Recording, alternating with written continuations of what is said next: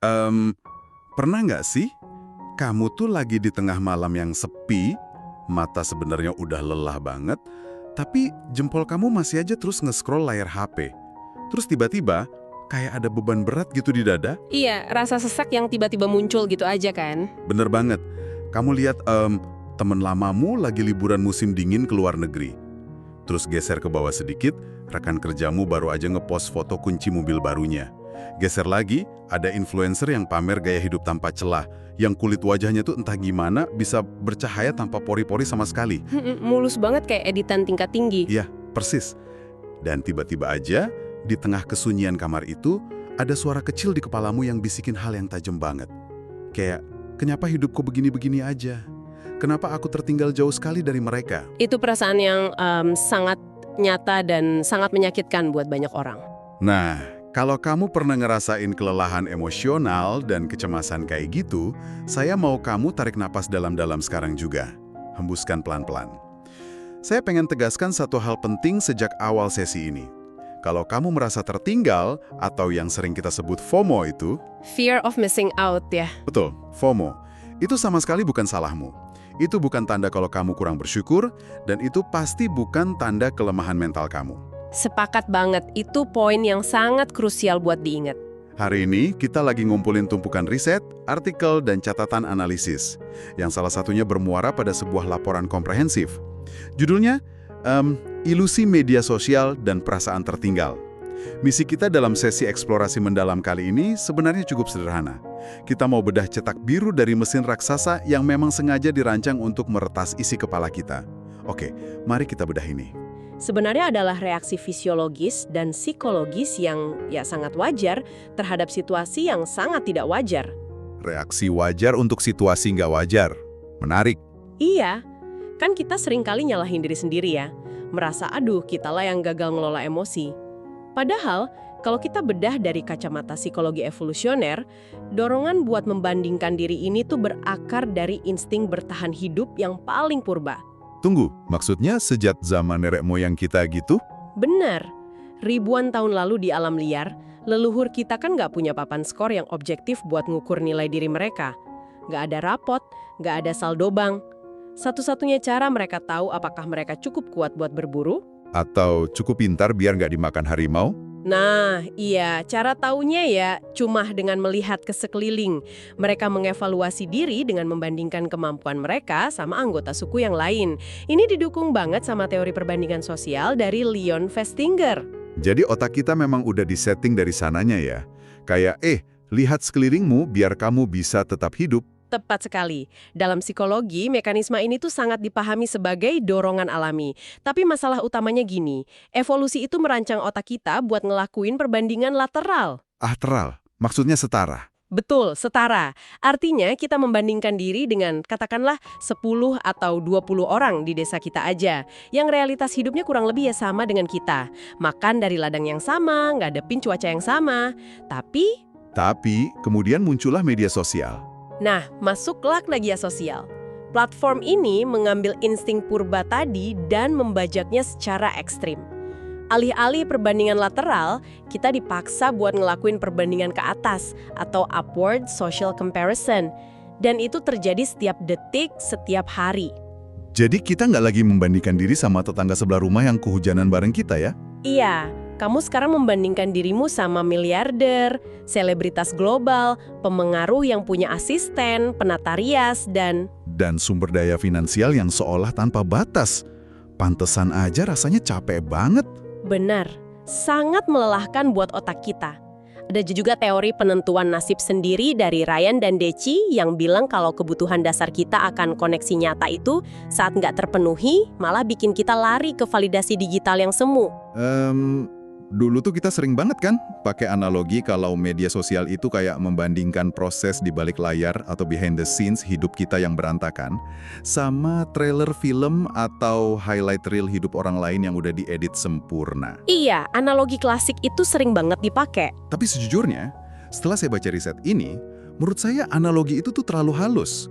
Ini tuh lebih mirip kayak, bayangin kamu lagi ikut lomba lari maraton tingkat RT gitu ya. Oke, maraton biasa? Terus tiba-tiba kamu dipaksa berlari di jalur yang sama persis sama atlet Olimpiade. Dan parahnya, atlet ini diam-diam pakai sepeda motor. Wah, itu curang banget sih. Iya kan? Terus panitia lombanya terus-terusan teriak lewat toa, ngasih tahu kalau kamu tuh lambat banget. Ya pasti capek dan hancur perasaannya. Kondisi ini makin parah sama yang para psikolog sebut sebagai kurasi identitas ekstrim. Yang sangat menarik di sini adalah konsep yang namanya presentasi diri selektif. Ini dari riset Walter. Jadi di dunia nyata, kalau kamu lagi lelah, orang bisa lihat kantung matamu yang hitam kan? Kelihatan aslinya. Tapi di dunia digital, setiap foto disunting, setiap kekurangan dihapus.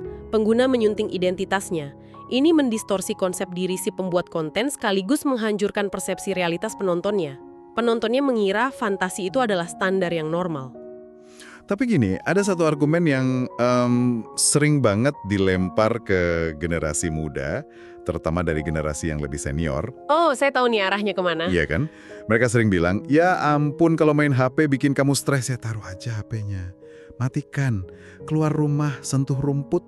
Ini kan cuma soal kemauan, kamu aja yang kurang disiplin, gitu katanya. Ngomong taruh aja HP-nya ke orang yang lagi tenggelam dalam kecemasan media sosial itu, Nggak semudah itu kan? sama sekali nggak empatik. Itu sama kayak nyuruh orang yang lagi asma buat bernapas lebih normal aja. Ini bukan masalah disiplin atau kurangnya willpower. Terus apa dong kalau bukan willpower? Ada sesuatu yang secara sistematis dan biologis terjadi di tubuh kita kan? Betul. Kita lagi berhadapan sama neurobiologi validasi digital. Layar pintar kita ini pada dasarnya adalah kasino emosional yang ada di saku celana kita. Kasino emosional.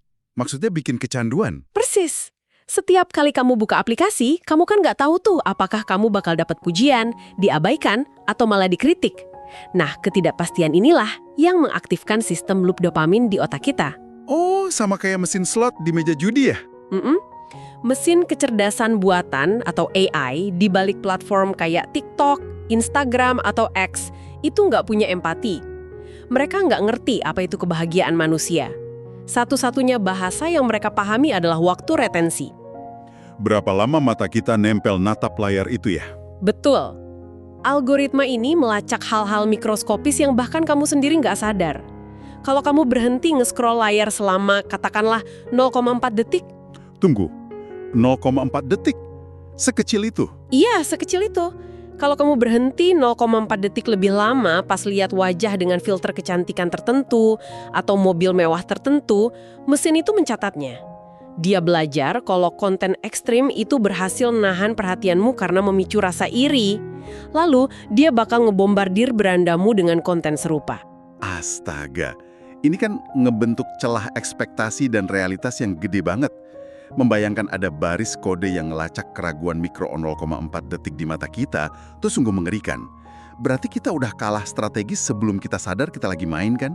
Memang sengaja didesain begitu. Dan dari data yang ada, ketiadaan like atau validasi itu memicu respon stres fisik yang nyata loh. Fisik, bukan cuma perasaan sedih aja. Bukan, otak purba kita itu nafsirin ketiadaan respon sebagai sinyal pengucilan sosial. Dalam bahasa evolusi, dikucilkan dari suku berarti mati kan? Oh wow, jadi tubuh ngerasa lagi diancam bahaya. Betul banget. Akibatnya, tubuhmu melepaskan kortisol, hormon stres. Jantung berdebar lebih cepat, otot menegang. Kamu benar-benar ngalamin respons ancaman fisik cuman karena layar kacamu nggak ada notifikasi merahnya. Gila ya, jadi kalau remaja ngeluh mereka merasa hancur karena postingannya sepi, itu bukan sekedar rengekan cari perhatian, tubuh mereka beneran lagi ngebunyiin alarm bahaya. Dan ngomong-ngomong soal remaja, riset ini punya data yang sangat mengkhawatirkan tentang remaja putri. Iya, datanya menunjukkan penggunaan media sosial lebih dari 3 jam sehari. Itu terbukti ngerombak total cara remaja putri mandang diri mereka sendiri. Berubahnya gimana tuh? Fokus mereka bergeser radikal. Dari yang tadinya menghargai fungsi tubuh kayak seberapa kuat mereka lari, berubah murni ke estetika visual yang terkurasi. Harga diri mereka jadi fluktuatif banget ngikutin metrik digital. Belum lagi paparan cahaya biru dan lonjakan dopamin kortisol yang bikin kualitas tidur mereka hancur. Otak nggak pernah benar-benar istirahat ya. Nah, ini bikin saya mikir, kalau algoritma ini sifatnya universal, diciptakan di lembah silikon sana, dengan kode yang sama buat seluruh dunia, dampaknya pasti bakal berbenturan keras banget sama budaya lokal tempat dia mendarat. Sangat. Kita bisa lihat perbandingannya. Di budaya barat, misalnya Inggris, data dari Princess Trust NatWest Youth Index 2024 menunjukkan kebahagiaan remaja ada di titik terendah dalam 15 tahun. 40% pemuda punya masalah mental. 40%, hampir setengahnya dong. Iya, terus ada kebocoran dokumen internal Meta di tahun 2021. Teknisi mereka secara sadar tahu kalau 32% remaja putri merasa Instagram memperburuk citra tubuh mereka. Mereka tahu mesin ini nyakitin pengguna, tapi ya jalan terus demi retensi dan iklan. Disinilah bagian yang sangat menarik buat saya. Itu kan di budaya barat yang individualis, di mana media sosial dipakai buat promosi diri. Sekarang mari kita bawa ini pulang ke budaya kolektif kita di Indonesia. Nah, ini dia badainya. Indonesia punya sekitar 139 juta pengguna, 87%-nya Gen Z. Di budaya kita, harmoni dan validasi grup itu segala-galanya. Betul. Kalau di barat orang pakai medsos biar kelihatan beda dan menonjol, di kita tuh orang sering pakai medsos justru biar nggak kelihatan beda kan? Biar tetap diterima di tongkrongan. Iya, ketakutan terbesarnya adalah tertinggal dari rombongan. Kalau nggak bisa ngimbangin tren, tekanan konformitasnya itu menyiksa banget. Makanya sering ada fenomena flexing yang maksa banyak. Kamu pasti pernah dengar kan, ada anak muda rela nabung berhari-hari, terus pergi ke kafe super mewah, cuma buat pesen secangkir kopi paling murah. Oh, yang penting bisa foto ya? Iya, foto secangkir kopi dengan latar interior mewah, dan seringkali ada kunci mobil nongol di meja. Padahal entah kunci mobil siapa. Terus diunggah ke Instastory.